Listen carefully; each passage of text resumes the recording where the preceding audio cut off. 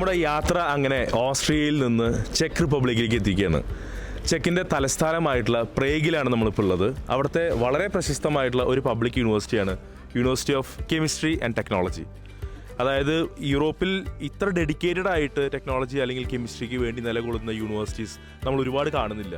വളരെ അപൂർവങ്ങളിൽപ്പെട്ട യൂണിവേഴ്സിറ്റിയാണ് ഈ ഒരു പർട്ടിക്കുലർ പബ്ലിക് യൂണിവേഴ്സിറ്റി. ഇത് ഏകദേശം 19ാം നൂറ്റാണ്ടിൽ തന്നെ ഇവിടെ ഫൗണ്ട് ചെയ്തിട്ടുള്ള യൂണിവേഴ്സിറ്റിയാണ്. ഇതിന് വേൾഡ് വാറിൻ്റെ നേരത്ത് ഉണ്ടായിരുന്ന ഒരുപാട് ബുള്ളറ്റ് മാർക്സ് പോലും ഉണ്ടായിരുന്ന, ഇത് നാസി ഇൻവേഷൻ്റെ നേരത്ത് ഉണ്ടായിരുന്ന ഒരു വേൾഡ് വാറിൻ്റെ ഭാഗമായിട്ടുള്ള ഒരുപാട് അതുമായി ബന്ധപ്പെട്ടുള്ള ബുള്ളറ്റ് മാർക്സും ഒരുപാട് അത്തരത്തിലുള്ള രേഖകളും നിലകൊള്ളുന്ന ഉറങ്ങുന്ന ഒരു മണ്ണ് തന്നെയാണ് ഈ ഒരു പ്രേഗ് എന്ന് പറയുന്ന ഈ യൂണിവേഴ്സിറ്റി സ്പെസിഫിക്കലി. ഇവിടെ നമ്മുടെ നാട്ടിൽ കേരളത്തിൽ നിന്ന് വയനാട് മാനന്തവാടിയിൽ നിന്ന് ഇവിടേക്ക് എത്തിപ്പെട്ട് ഇവിടെ പോസ്റ്റ് ഡോക്ടറൽ ചെയ്തുകൊണ്ടിരിക്കുന്ന കെമിസ്ട്രി എന്ന ഒരു സബ്ജക്റ്റിൽ പോസ്റ്റ് ഡോക് ചെയ്തുകൊണ്ടിരിക്കുന്ന ലെവനെയാണ് നമ്മുടെ ഒപ്പം ഷോയിൽ ജോയിൻ ചെയ്യുന്നത്. So welcome Levana to the show. So നമ്മുടെ നാട്ടിൽ കാണാത്ത ഒരു കാര്യമാണ് ഒരു കെമിസ്ട്രിക്ക് വേണ്ടി അത്രയും ഡെഡിക്കേറ്റഡ് ആയിട്ടുള്ള ഒരു പെർട്ടിക്കുലർ യൂണിവേഴ്സിറ്റി എന്ന് പറയുമ്പോൾ അതിനർത്ഥം ഒരു യൂറോപ്യൻ രാജ്യങ്ങൾ കെമിക്കൽ ഇൻഡസ്ട്രികൾ വളരെയധികം പ്രോമിനൻ്റ് ആയിട്ട് നമുക്കറിയാം ഉണ്ടെന്നുള്ളത്. അപ്പോൾ അതിൻ്റെ ഒരു പ്രാധാന്യം തന്നെയാണോ ഈ ഒരു യൂണിവേഴ്സിറ്റിയുടെ നിലകൊള്ളാനായിട്ട് ഇതൊരു ഫൗണ്ട് ചെയ്തിട്ടുള്ള റീസൺ ഒരു മെയിൻ ഇൻഡസ്ട്രി ആയതുകൊണ്ട് തന്നെയാണോ? എന്താണ് അതിനൊരു കാരണം? യൂറോപ്പിൽ തന്നെ സ്പെസിഫിക്കലി ചെക്ക് റിപ്പബ്ലിക്കിലെ കെമിസ്ട്രിക്ക് ഒത്തിരി ഇമ്പോർട്ടൻസ് കൊടുക്കുന്ന, കെമിസ്ട്രിയിൽ ഒത്തിരി റിസർച്ചും ഇന്നോവേഷൻസും നടക്കുന്ന ഒരു യൂണിവേഴ്സിറ്റി തന്നെയാണ് കെമിസ്ട്രി. അതുകൊണ്ട് തന്നെയാണ് അതിന് university of chemistry and technology എന്ന് തന്നെ അറിയപ്പെടുന്നത്. ഒരുപാട് പ്രശസ്തമായിട്ടുള്ള യൂണിവേഴ്സിറ്റികൾ, ചാൾസ് യൂണിവേഴ്സിറ്റി ഉണ്ട്, university of chemistry and technology ഉണ്ട്. ഇനിയിപ്പോൾ ബ്രോണോയിൽ പോയാലും അല്ലെങ്കിൽ ഓസ്ട്രേലിയയിൽ പോയാലും ഒക്കെ തന്നെ ഒരുപാട് യൂണിവേഴ്സിറ്റികളുണ്ട്. അപ്പോൾ അതായത് ഇത്രയധികം കുട്ടികൾ ഇവിടേക്ക് വരുന്നുണ്ട് ഇൻ്റർനാഷണലി, അതോ ലോക്കൽ സ്റ്റുഡൻസ് തന്നെയാണ് ഇവിടുത്തെ മെയിൻ ആയിട്ടുള്ളത്? കൂടുതലും ലോക്കൽ സ്റ്റുഡൻസ് തന്നെയാണ്. പക്ഷേ എന്നാലും ചാൾസ് യൂണിവേഴ്സിറ്റിയിലും പിന്നെ CZU എന്ന് പറഞ്ഞൊരു യൂണിവേഴ്സിറ്റി ഉണ്ട്. പിന്നെ ഇവിടെയും വരുന്നുണ്ട്. പിന്നെ ഇവിടെ തൊട്ടിപ്പുറത്ത് തന്നെ CVUT എന്ന് പറഞ്ഞൊരു യൂണിവേഴ്സിറ്റി ഉണ്ട്. ഇവിടെയൊക്കെ കുറേ കുട്ടികളും ഒത്തിരി എന്ന് പറയാൻ പറ്റില്ല, കമ്പാരിറ്റീവ്ലി വരുന്നുണ്ട്. ശരിക്കും ഇവിടുത്തെ വരുന്ന എല്ലാ കുട്ടികളും സംസാരിക്കുമ്പോഴും ലാംഗ്വേജ് ബാരിയർ, അതായത് ഒരു പുതിയ എക്കണോമിയിലേക്ക് നമ്മൾ നീങ്ങുമ്പോൾ നമുക്ക് ഒരുപാട് ഹേർഡിൽസ് ഉണ്ടായിരിക്കാം അല്ലേ? ലാംഗ്വേജ് ഒരു ബാരിയറായി വെച്ചുകൊണ്ട് നമ്മൾ പലപ്പോഴും ഇംഗ്ലീഷ് സ്പീക്കിംഗ് രാജ്യങ്ങൾ കൂടുതൽ പൈസ കൊടുത്ത് തിരഞ്ഞെടുക്കുന്ന ഒരു പാറ്റേൺ ഉണ്ടല്ലോ.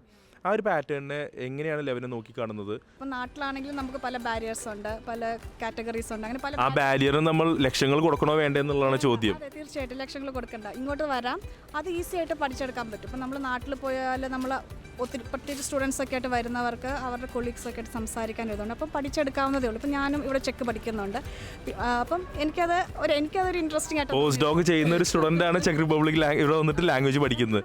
കാരണം ഞങ്ങൾക്ക് ഇവിടെ ഇംഗ്ലീഷിലാണല്ലോ. ഈവൻ ഞങ്ങളുടെ പേപ്പർ, ഞങ്ങൾക്ക് ഈ റിസർച്ചിൽ ലാംഗ്വേജ് ബാരിയറേ അല്ല. റിസർച്ച് ഫീൽഡിലോട്ട് വരുമ്പോൾ ലാംഗ്വേജ് ഒരിക്കലും ഒരു ബാരിയർ. കാരണം ഞങ്ങളെല്ലാം എന്താ പറയുക, കമ്മ്യൂണിക്കേറ്റ് ചെയ്യുന്നത് ഇംഗ്ലീഷ് വഴിയാണ്. പലപ്പോഴും ഇംഗ്ലീഷ് സ്പീക്കിംഗ് രാജ്യങ്ങൾ 20 മണിക്കൂർ ഒരാഴ്ചയിൽ വർക്ക് ചെയ്യാൻ വരുമ്പോൾ ഇവിടെ എനിക്ക് ഇവിടെ ഫുൾ ടൈം വർക്ക് ചെയ്യാനുള്ള അഡ്വാൻറ്റേജ് ഉണ്ട് ഇവിടെ അല്ലേ? ഇവിടെ ഫ്ലെക്സിബിൾ അവേഴ്സാണ്. ഇപ്പോൾ ചെക്ക് റിപ്പബ്ലിക്കിൽ ഞങ്ങൾക്ക് 8 hours ഓഫ് വർക്കിംഗ് ആണ്.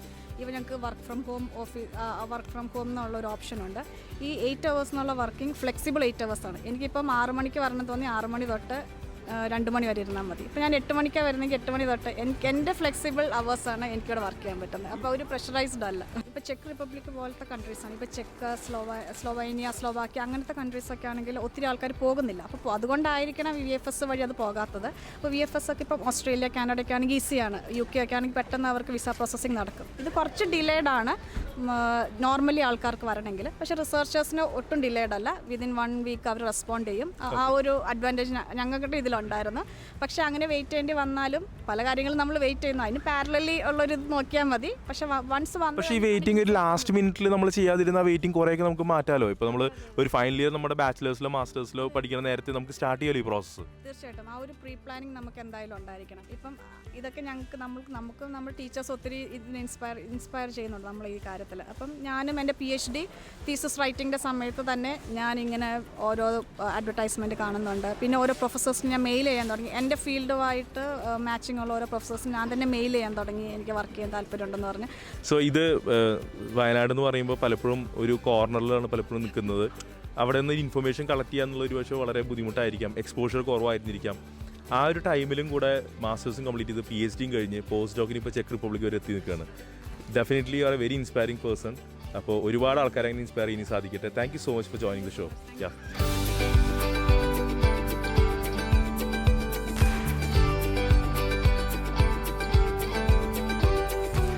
ഒരുപാട് യൂണിവേഴ്സിറ്റികൾ നമ്മൾ യൂറോപ്പിൽ കണ്ടിട്ടുണ്ട്. പലതും 300-ഉം 400-ഉം ഒക്കെ വർഷമുള്ള പഴക്കമുള്ള യൂണിവേഴ്സിറ്റികളും അതിൽ നോബൽ പ്രൈസ് വരെ നേടിയിട്ടുള്ള ഒരുപാട് സ്റ്റുഡൻസ് അല്ലെങ്കിൽ അവിടെ പഠിപ്പിച്ചിരുന്ന ആളുകൾ. എന്നാൽ നമ്മൾ ഇപ്പോൾ നിൽക്കുന്നതിന് ഒരു സ്പെഷ്യൽ ആയിട്ടുള്ള ഒരു കാര്യം കൂടെ ഉണ്ട്. ഇപ്പോൾ നിൽക്കുന്ന യൂണിവേഴ്സിറ്റി ചാൾസ് യൂണിവേഴ്സിറ്റിയാണ് പ്രേഗിലെ.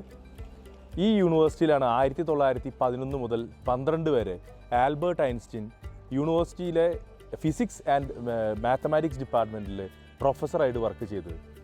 ഈ ഒരു യൂണിവേഴ്സിറ്റിയിൽ വർക്ക് ചെയ്യുമ്പോഴാണത്രേ അദ്ദേഹത്തിൻ്റെ വളരെ പ്രശസ്തമായിട്ടുള്ള തിയറി ഓഫ് റിലേറ്റിവിറ്റി എന്ന ഒരു ആശയത്തിന് അദ്ദേഹത്തിന് വർക്കിന് തുടക്കം കുറിച്ചതും പിൽക്കാലത്ത് അതെല്ലാം തന്നെ നമുക്കറിയുന്ന വലിയൊരു തിയറിയായി മാറിയതും ഒക്കെ തന്നെ. അപ്പോൾ അദ്ദേഹത്തിൻ്റെ കാൽപ്പാടുകൾ പതിഞ്ഞ ഒരു മണ്ണ്, അദ്ദേഹം ഇവിടെ പഠിപ്പിക്കാൻ വന്നിരുന്ന ഒരു യൂണിവേഴ്സിറ്റി, അവിടെയാണ് നമ്മൾ നിൽക്കുന്നതെന്ന് അറിയുമ്പോൾ തന്നെ വളരെയധികം സന്തോഷം തോന്നുന്നു. ഇത് യൂണിവേഴ്സിറ്റി ഓഫ് കാരോലിന എന്നും കൂടിയാണ് ഇപ്പോൾ അതിനെ വിളിക്കുന്നത്. സോ ഇതാണ് യൂണിവേഴ്സിറ്റി, ചാൾസ് യൂണിവേഴ്സിറ്റിയുടെ ഫൗണ്ട് ചെയ്തിട്ടുള്ള ബിൽഡിംഗ്. അതായത് 1348 പണി കഴിപ്പിച്ചതാണ് ഈ ഒരു ബിൽഡിംഗ്. ഇതിൽ ഇന്ന് ക്ലാസ്സുകളൊന്നും തന്നെ നടക്കുന്നില്ല. ഇതൊരു ഹിസ്റ്റോറിക്കൽ മോണ്യുമെൻ്റ് ആയിട്ട് കീപ്പ് ചെയ്തിരിക്കുകയാണ്. ഇതിൽ കുറച്ച് വർക്കുകളെല്ലാം നടക്കുന്നുണ്ട്. അത്രയും വർഷങ്ങൾക്ക് മുന്നേ തന്നെ ഇത്രയും വലിയൊരു ഇൻഫ്രാസ്ട്രക്ചറോട് കൂട്ടാണ് ആ യൂണിവേഴ്സിറ്റി സ്റ്റാർട്ട് ചെയ്തത് തന്നെ. അപ്പോൾ തന്നെ നമുക്ക് ഏകദേശം ആലോചിക്കാൻ പറ്റും അതിൻ്റെ അന്ന് കാലത്തുണ്ടായിരുന്ന ഒരു ഫെയിം. ഞാൻ പറഞ്ഞു ഓൾറെഡി 2 ഡിപ്പാർട്ട്മെൻറ്റുകളായിട്ടാണ് പലപ്പോഴും പല യൂണിവേഴ്സിറ്റികളും സ്റ്റാർട്ട് ചെയ്യുന്നത്. എന്നാൽ ഫുൾ ഫ്ലെഡ്ജ് ഫാക്കൽറ്റീസ് ആയിട്ട് സ്റ്റാർട്ട് ചെയ്യുന്ന വളരെ അപൂർവ യൂണിവേഴ്സിറ്റികളൊന്നാണ് ചാൾസ് യൂണിവേഴ്സിറ്റി. ഈ ഒരു ബോർഡ് 1348 ഈ യൂണിവേഴ്സിറ്റി സ്ഥാപിതമായതും അതുപോലെ ഇതാണ് ഇവിടുത്തെ മെയിൻ ബിൽഡിംഗ് എന്നും കാണിച്ചുകൊണ്ട് ചെക്ക് ഭാഷയിൽ എഴുതിയിട്ടുള്ളതാണ് കാണുന്നത്. ഈ ഒരു യൂണിവേഴ്സിറ്റി എന്ന് പറയുന്നതിൻ്റെ ഏറ്റവും ഒരു അട്രാക്ഷൻ എന്ന് പറയുന്നത് ഇതൊരു സെൻറ്റർ ഓഫ് ടൗണിൽ പോലെയാണ് ലൊക്കേറ്റ് ചെയ്തിട്ടുള്ളത്. ചുറ്റും ഷോപ്പിംഗ് സ്ട്രീറ്റുകൾ, ഫുഡ് സ്ട്രീറ്റുകൾ എന്നിവ വേണ്ട എല്ലാ വിധത്തിലുള്ള ഒരു സ്റ്റുഡൻറ്റ് ലൈഫിന് കുട്ടികൾക്ക് എൻഗേജിങ് ആവാൻ വേണ്ട എല്ലാ ഫെസിലിറ്റീസും ഇവിടെ ഉണ്ട്. അതായത് പാർട്ട് ടൈം ജോലിയോ അത്തരത്തിലുള്ള കാര്യങ്ങൾ കണ്ടെത്താനായി കുട്ടികൾക്ക് കുറച്ചും കൂടെ ഈസിയർ ആയിരിക്കുമെന്നർത്ഥം. പലപ്പോഴും ഒരുപാട് ടൗൺഷിപ്പിൽ നിന്ന് ദൂരെയുള്ള യൂണിവേഴ്സിറ്റികൾ പിക്ക് ചെയ്യുമ്പോൾ നമ്മൾ ശ്രദ്ധിക്കേണ്ട ഒരു കാര്യമായിരിക്കും. ഞാൻ പലപ്പോഴും പറയാറുണ്ട്, പാർട്ട് ടൈം ജോലി തേടിക്കൊണ്ടായിരിക്കരുത് ഒരു യൂണിവേഴ്സിറ്റി നമ്മൾ സെലക്ട് ചെയ്യേണ്ടത്. മറിച്ച് നമ്മൾ വളരെ കറക്റ്റായിട്ടുള്ള ടൈറ്റ് ഫൈനാൻസ് വെച്ചിട്ടാണ് മുന്നോട്ട് പോകുന്നതെങ്കിൽ നിർബന്ധമായിട്ട് നമ്മൾ ഒരു 4-5 മാസത്തെങ്കിലും പാർട്ട് ടൈം ജോലി ഇല്ലാതെ ഇരുന്നാൽ പോലും കുഴപ്പമില്ലാത്തൊരു സാഹചര്യം മുന്നിൽ കണ്ടിട്ട് വേണം നമ്മൾ യൂറോപ്യൻ രാജ്യങ്ങളിലേക്ക് വരാൻ. കാരണം നമുക്ക് ഇനീഷ്യൽ ടൈമുകളിൽ ലാംഗ്വേജിന് ഒരു ബേസിക് അണ്ടർസ്റ്റാൻഡിങ് ഉണ്ടാക്കാനുള്ള സമയം നമ്മൾക്ക് തന്നെ നൽകേണ്ടതുണ്ട്.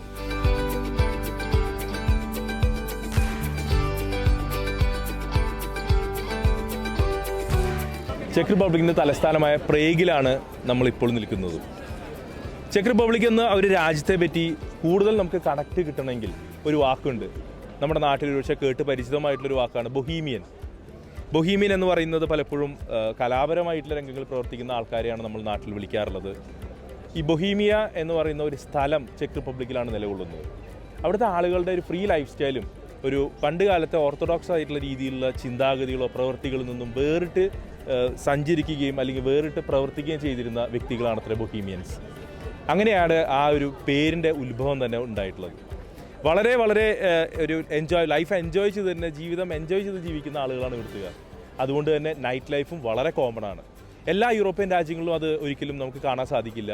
എന്നിരുന്നാൽ പ്രേഗിൽ അത് വളരെ ഒരു ഫ്രീലി തന്നെ നമുക്ക് കാണാവുന്ന ആളുകളുടെ ആറ്റിറ്റ്യൂഡും അതുപോലെ തന്നെ അവരുടെ എൻജോയബിൾ ആയിട്ടുള്ള നേച്ചറും നമുക്ക് ബാക്കി യൂറോപ്യൻ രാജ്യങ്ങളിൽ നിന്നും വ്യത്യസ്തമാക്കുന്നു ഈ രാജ്യത്തെ.